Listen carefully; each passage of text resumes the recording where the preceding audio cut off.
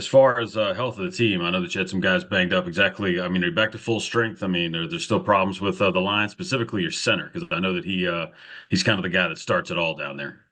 Definitely. Noah McKinney is penciled in this week. We'll see how he goes the next 2 days of practice. He did do a little bit yesterday, so we will see how he progresses throughout the week. But yeah, he is backbone of the offensive line and somebody that we really lean on. So we definitely would look forward to getting him back if we can. We've got a couple of D linemen that are out and a little banged up in the back end. But it's week 11 in the season. I'm sure everybody we playing, everybody right now is banged up. So that's part of football. But we got some quality 1B, I guess, backups that we have that will be ready to go. We got those guys coached up, and you know that's the why we try to play these guys throughout the year and get those guys quality reps so they'll be prepared when their number is called. And if I could ask you about the upcoming opponent here, you had both of you guys and Howard played, South Carolina State. Is there anything crossover wise that you saw consistently a through line that you could take to, get over on Howard this week, for a lack of a better phrase? Both of us gave up way too many explosive plays against South Carolina State. That's the only thing I think that's significant. But they're a good football team. I'm sure their record is not what they want to be, but I don't think that's indicative of who they are as a team. They're very physical, play with a lot of energy, and they're a confident group. Um, so we got to come out and we got to get off to a fast start. We can't put ourselves behind the 8 ball like we did last week and get down 3 scores or whatever the case may be early in the game. So we got to come out and play our brand of football early. As soon as we come out of the tunnel, we got to be ready to roll. Nothing is set in stone. Still a lot of football left to be played as far as deciding who comes out on top in the MEAC there. How do you keep these guys focused up on that? Because they've all got phones, they've all got the internet, and they can all do math. And you need a little bit of help. But how do you keep them focused, the main thing on the main thing, if you will? Well, I mean, it's easy. I mean, I don't care. I don't know what their phone is telling them, but we got 2 regular season games left. And if you're a senior, I got 2 left. Lord willing, tomorrow's not promised. So um, we got to take advantage of these next 2 football games, these next 2 opportunities. And I think they're excited.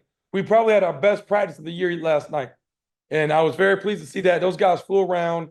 They were excited and they understand it's one more opportunity. So it's our last home game. We're going to send these seniors out the right way. And they know what's at stake. Regardless of the Celebration Bowl and what South Carolina State does, we still have an opportunity playing, making postseason play and making the playoffs. And that's what our goal was at the beginning of the year. We want to win the national championship, go to Celebration Bowl, but ultimate goal, we still can't hang our head and be disappointed about playing postseason ball. 2022, you win it.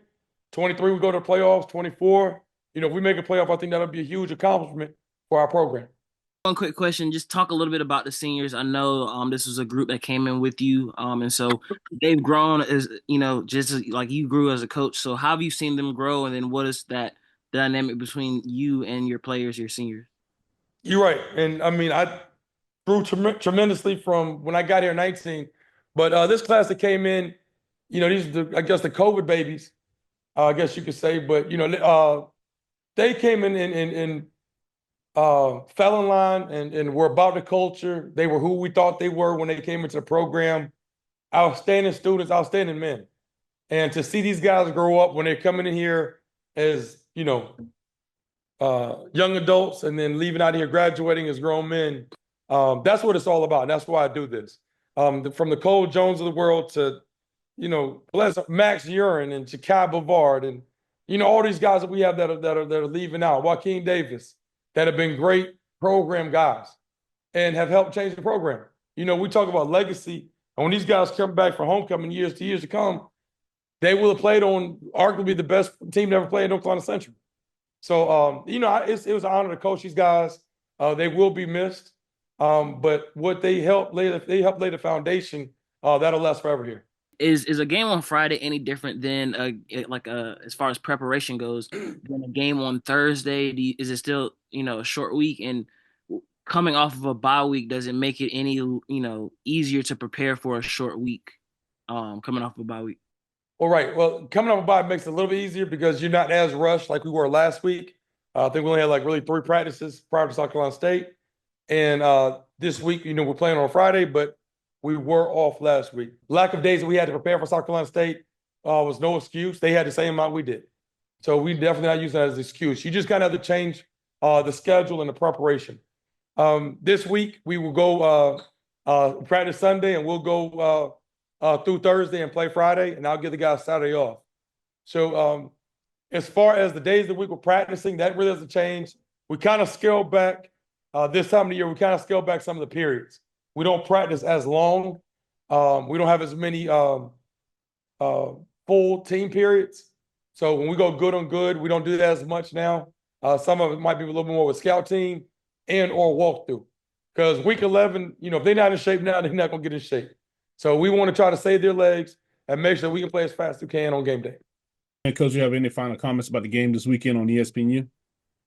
No, last home game in the Nest for 2024. We are very excited, and I think we definitely need to pack this thing out and send our teams out the right way. But Friday night under the lights in Durham, North Carolina, against a good Howard football team, it's going to be a good one.